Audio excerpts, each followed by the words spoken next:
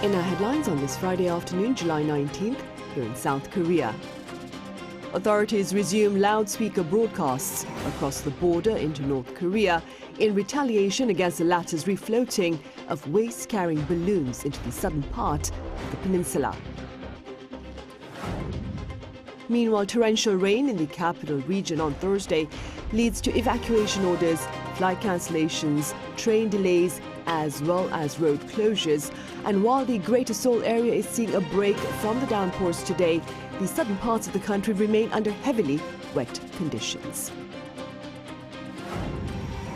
And over in the U.S., former President Donald Trump addresses members of the Republican National Convention as it comes to a close on Thursday local time in his nomination acceptance speech following an assassination attempt this past weekend. We start over in the U.S., where presidential candidate Donald Trump formally accepted the Republican Party's nomination and addressed at length an earlier attempt on his life. Our political correspondent Lee Si-hoo starts us off. The former U.S. President Donald Trump took the stage at the Republican National Convention in Milwaukee, Wisconsin on Thursday evening local time, accepting the party's official nomination to run for president.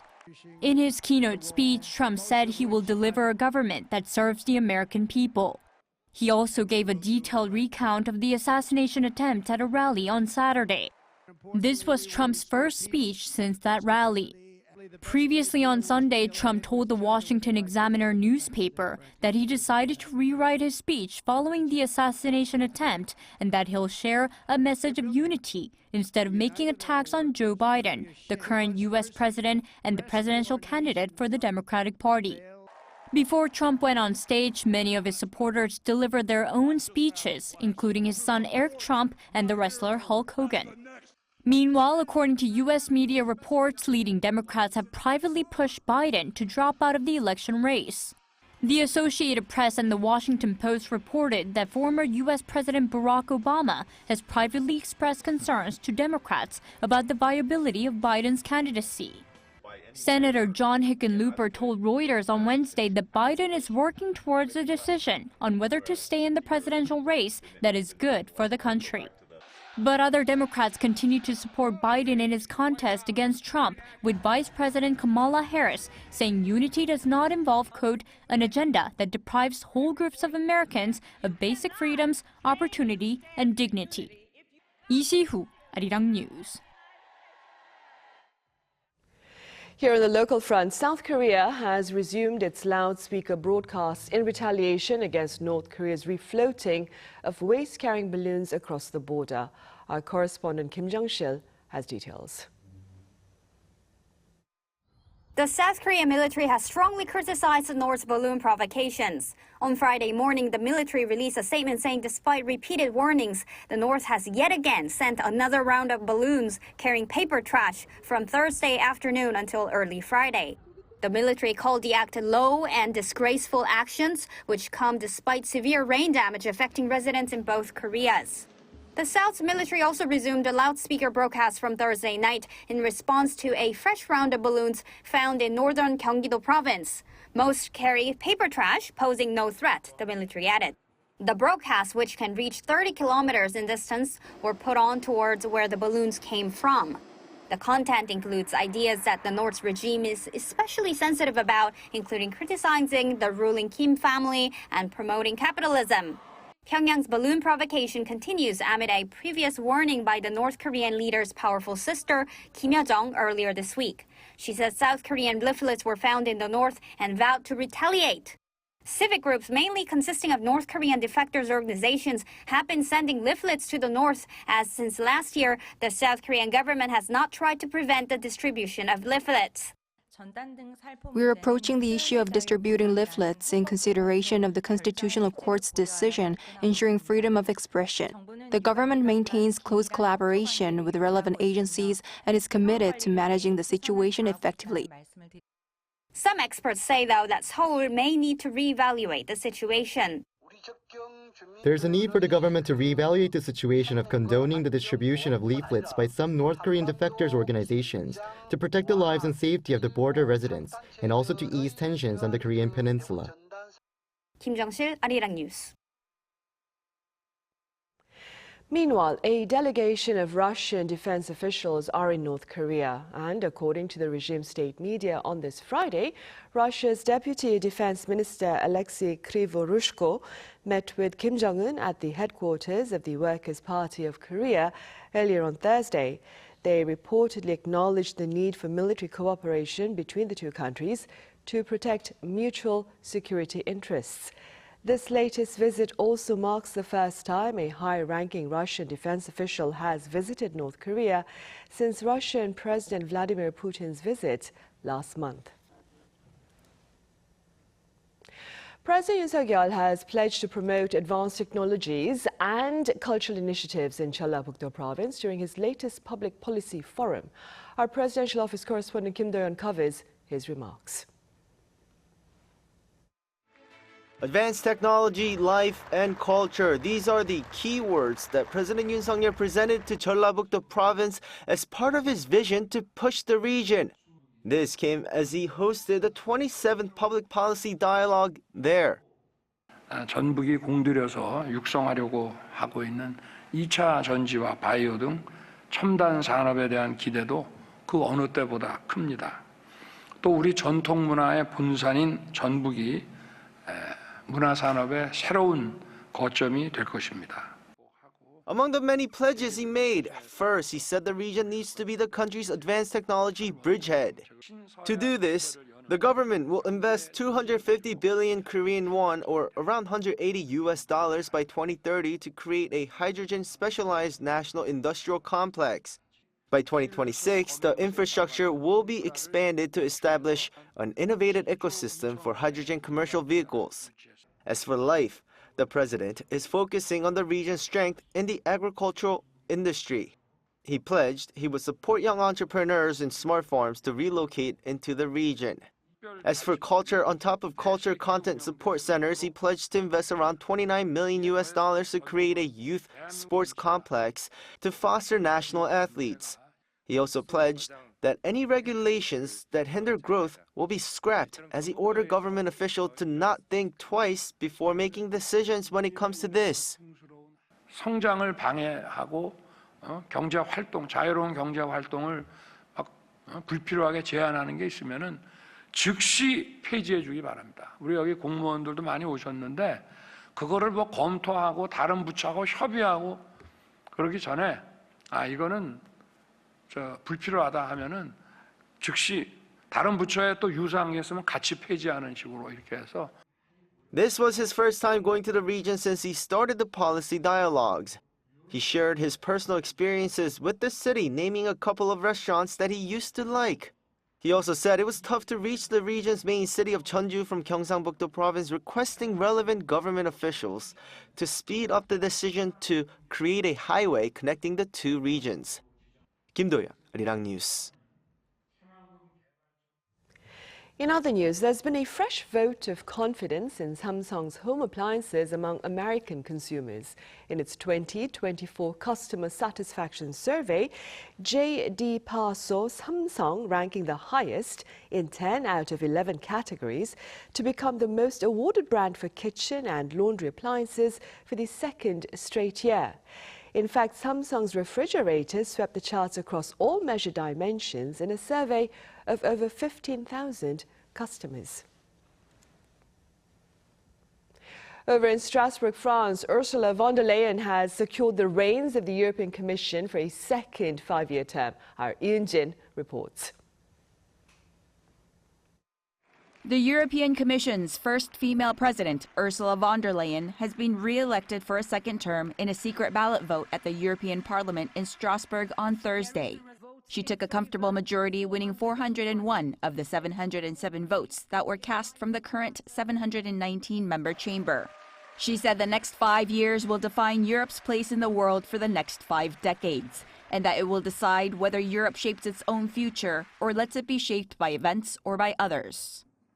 We are working all together for a strong Europe, We're working on the topics of prosperity and competitiveness in our economy, social fairness because we have a social market economy. We're working on protecting people, so security and defence, but the most important is the overarching topic of strengthening our democracy. Our democracy is under attack from inside and from outside, and therefore it is crucial that the democratic forces stand together to defend our democracy. Addressing Parliament before the election, von der Leyen vowed to create a true European defence union with flagship projects on air and cyber defence, and to continue to support Europe's green transition. She laid out a program focused on prosperity and security, shaped by the challenges of Russia's war in Ukraine, global economic competition, and climate change. Von der Leyen also promised tighter EU border controls and stronger police cooperation against crime. But it won't be until October at the earliest that a new EU Commission will be ready to propose new laws and change existing ones. In the coming weeks, von der Leyen will propose her team of commissioners coming from each of the 27 EU member states. National governments are expected to put forward their candidates by early August, which will begin the months of hearings and the questioning of nominees for conflicts of interest, as the full College of Commissioners then need to be endorsed by Parliament. 이은진, Arirang News.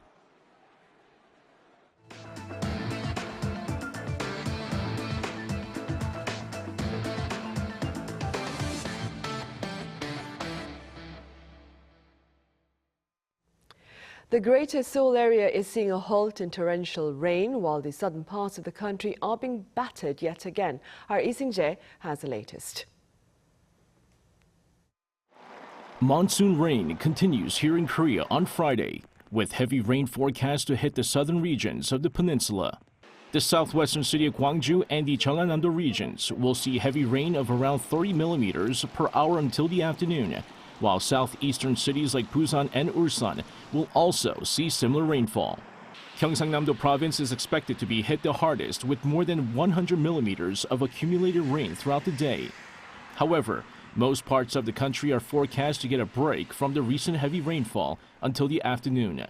Meanwhile, as of 5 a.m. Friday, the main transportation network in the northern Gyeonggi region, which had been paralyzed after the torrential rain earlier in the week, is operating normally. The Dongbu Expressway linking Seoul to Gyeonggi opened after a 15-hour shutdown due to a rise in water levels in a nearby stream.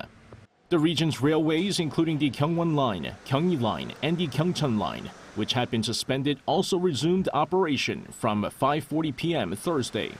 The northern and southern areas of Gyeonggi-do Province were among the hardest hit regions on Thursday, with Pyeongtaek, located 60 kilometers south of Seoul, recording hourly rainfall of 88.5 millimeters at one point in the morning.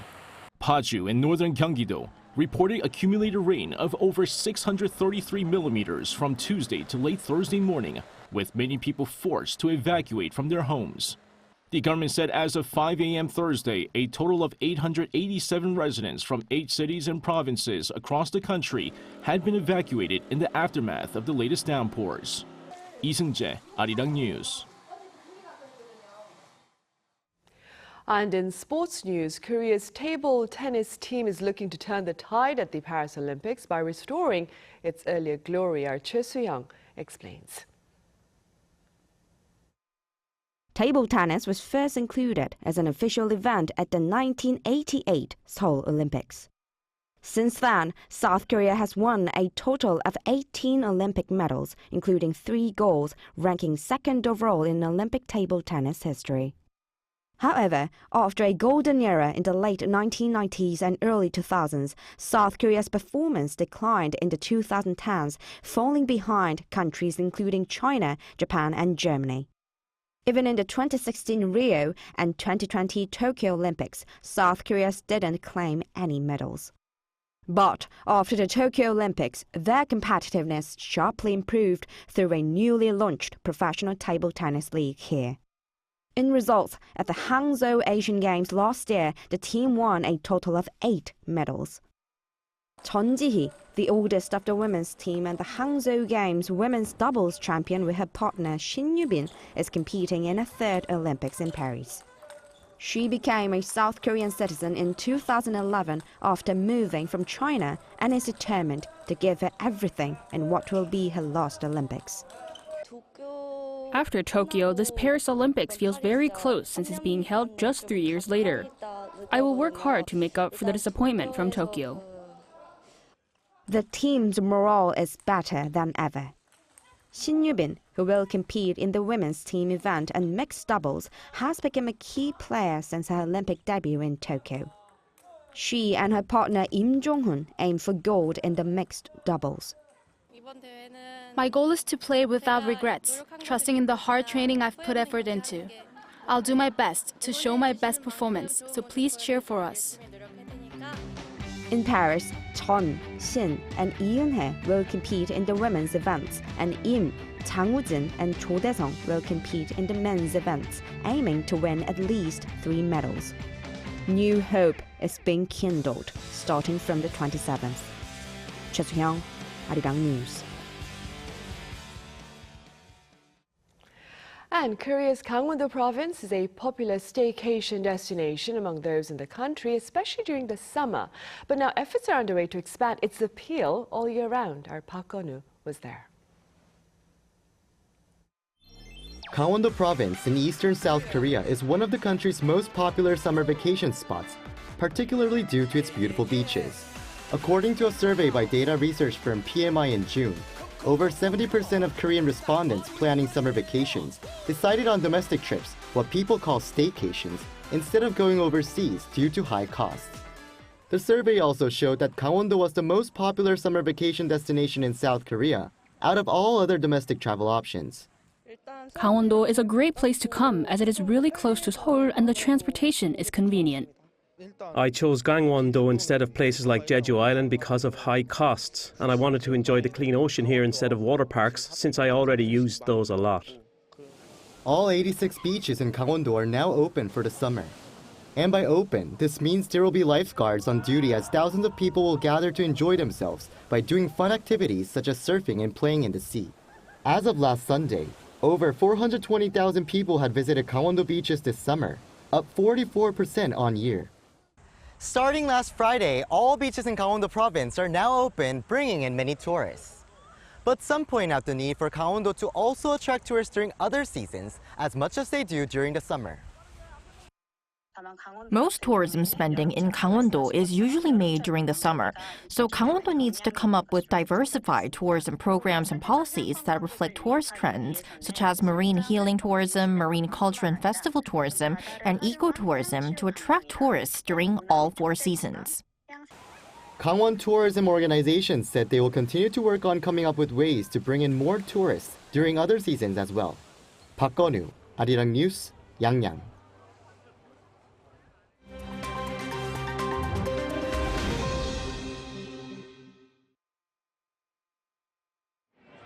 Let's take a look at the latest news in the world now.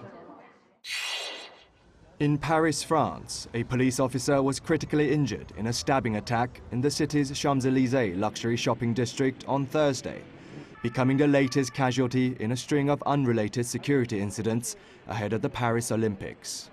According to Paris Police Chief Laurent Nunez, the attacker was also critically injured, adding that a security guard at a boutique store called the police after spotting a man believed to be carrying a knife.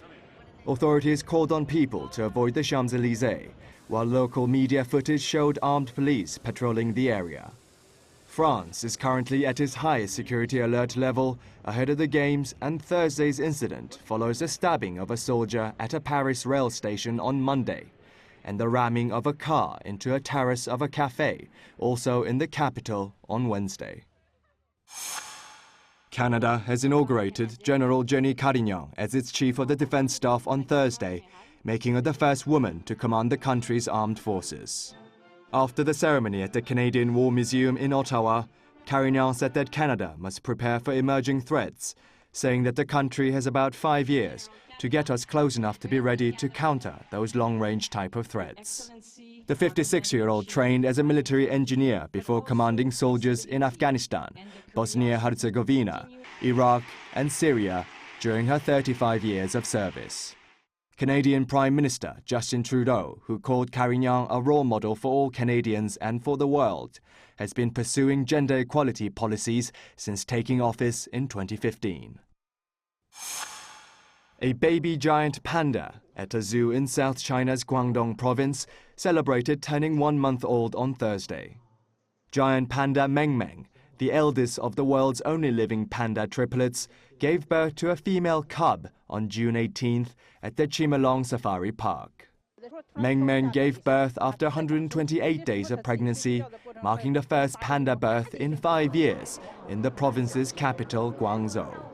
The baby giant panda has yet to be named but is reportedly in good health, weighing some 1.3 kilograms.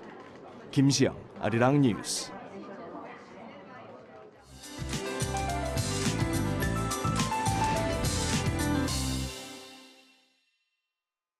Good afternoon. The monsoonal front that dropped downpours to central regions over the last couple of days has moved south, with rain falling heavily on and off. Rain is forecast to pick up through the afternoon. Jeollabuk-do Province could see more than 100 millimeters today. Gyeonggi-do also needs to brace for heavy showers. A rain advisory is in place for Jeollabuk-do Province, which should expand to more regions as the day goes on. And the capital area will be under cloudy skies with a chance of light passing rain, and highs should go up through the 4 degrees higher this afternoon, topping out at 31 degrees Celsius here in Seoul. Jeju remains under heat alerts, topping out at 34 degrees this afternoon. Now, monsoon rain continues through the weekend and into next week in central areas, but the monsoon season should wrap up next week in southern regions, and searing heat will set in with highs hovering around 35 degrees Celsius. With that in mind, let's take a look at the international weather conditions.